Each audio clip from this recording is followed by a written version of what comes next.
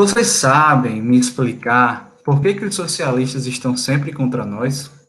Por que que eles estão sempre contra a nação e ficam gritando fora, como loucos? Nós pedimos plenos poderes porque queremos assumir plenas responsabilidades. Sem esses plenos poderes, vocês sabem muito bem que não é possível economizar um tostão sequer. A violência, ela não é imoral, às vezes ela é moral. Discordo dos nossos inimigos que se queixam da nossa violência, que comparada à violência do passado e comparada à violência dos comunistas da Rússia, que mataram 2 milhões de pessoas, a nossa violência é uma brincadeira de criança. Eu sei quem você acha que falou essas palavras. Você acha que é aquele cara que favorece o militarismo, que é aquele cara que quer a nação acima de tudo, que é aquele cara que pega um cavalo e vai no meio do povo como um grande redentor e salvador, aquele cara que é incorruptível, que é honesto e que vai fazer o nosso país grande de novo. Eu estou falando de Benito Mussolini. Benito Mussolini, lá da Itália. Gente, meu nome é Jefferson, sou professor de História e nós iremos conversar rapidamente aqui sobre o que é o fascismo e se hoje existe fascismo e se é possível que a gente possa estar vivendo algo semelhante ao fascismo. Existem muitos vídeos, e é fácil você encontrar, sobre as características do fascismo. E aí não é o nosso objetivo aqui.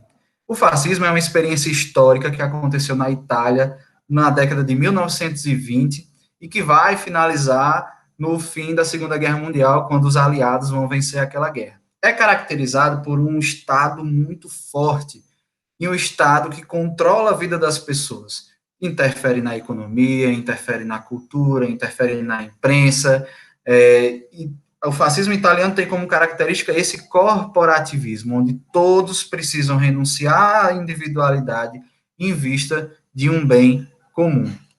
Esse fascismo ele é ultranacionalista, ele valoriza os símbolos nacionais, ele busca uma história gloriosa para favorecê-lo e para inflamar cada vez mais a população que está descontente por causa de uma crise econômica que vem da Primeira Guerra Mundial, que não tem as suas necessidades básicas atendidas e que está por aqui com a corrupção dos políticos e que vem num líder com um discurso moral muito forte a resolução dos seus problemas.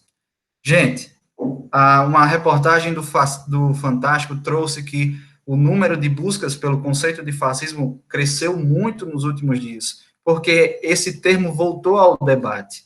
Nas redes sociais você vê direto, um chamando o outro de fascista, mas será que a gente sabe o que é o fascismo?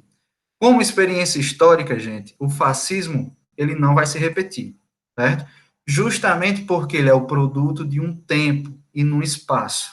Houveram, naquele mesmo período, outros regimes totalitários, como o nazismo na Alemanha, o stalinismo na União Soviética, o salazarismo, o franquismo, né? Depois, na América Latina, a gente vai ver regimes ditatoriais como Getúlio Vargas, no Estado Novo, o peronismo, entre outros. Então, a experiência do fascismo histórico ela é única. Contudo, gente, a história ela tem uma função para o presente. A gente não estuda história só para, olha, que legal, aconteceu no passado, né? Esse passado, ele está presente na atualidade. E existem conceitos, vários conceitos, que surgem no determinado momento da história, mas eles são apropriados depois ou eles são ressignificados depois. Eu convido você a refletir comigo sobre dois conceitos. Primeiro, a escravidão. A escravidão sempre aconteceu, né? Desde o Egito Antigo, a Mesopotâmia, a Grécia, a Roma, até a colonização e até hoje, né? A lei hoje chama um nomezinho bonito, né? Trabalho análogo à escravidão, mas a Organização Mundial do Trabalho dizem que hoje existe em torno de 2 milhões de pessoas vivendo em regime análogo à escravidão. O que eu quero que você entenda é que a escravidão ainda existe hoje, mas ela não é igual à escravidão colonial, que não é igual à escravidão que havia na África pré-colonial, que não é igual à escravidão que havia em Roma, na Grécia, no Egito, não é igual. O conceito, ele vai se modificando, recebendo adaptações do tempo e do espaço que ele é utilizado. Democracia. A democracia ela surge em Atenas, no século V a.C. Depois da experiência ateniense, esse termo e esse tipo de governo ele só vai retornar nas revoluções burguesas do século XVIII. Então, nós temos aí mais de 2.000 anos de diferença. E essa democracia que é implantada aqui, a democracia que nós vivemos hoje, não tem quase nada a ver com a democracia ateniense. Então, nós podemos dizer que aquela experiência era democracia e essa experiência é democracia? Sim, mas são experiências históricas distintas.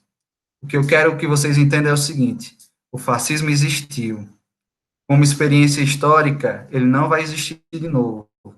Contudo, a sua ideia, o seu conceito, não morreu. Quando nós encontramos líderes que fazem um discurso nacionalista, quando líderes trazem teorias da conspiração, criam inimigos comuns à nação, que a gente não encontra esse inimigo, quando esse líder ele instrumentaliza ou descredibiliza a imprensa, quando esse líder tem um discurso militarizado, nós lembramos de experiências históricas do passado. E como diz Peter Burke, a função do historiador é lembrar à sociedade aquilo que ela não quer lembrar. Então, essa é a nossa função como professor de história, como cidadãos críticos, lembrar para não repetir. Beleza? Um grande abraço e até mais.